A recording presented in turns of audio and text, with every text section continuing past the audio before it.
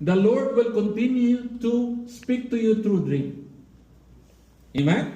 The Lord will continue to speak to you dream. So, dream is used by God to communicate to the people. So, I want you to understand this, that dream is design, tools, key, so that God can communicate to His people. I have one person in Winnipeg that I can give you testimony.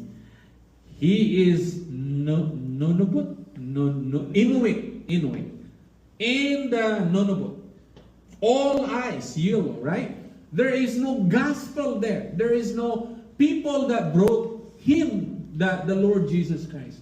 But in his dream, in the middle of the snow, in his dream, Jesus appeared to him.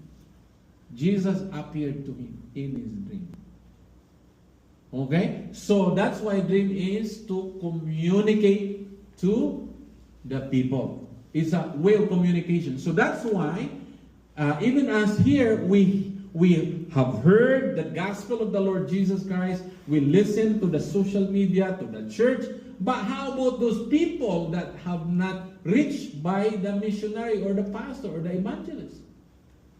So God can reach them through what? Say? Dreams. Okay? So don't limit God's communication.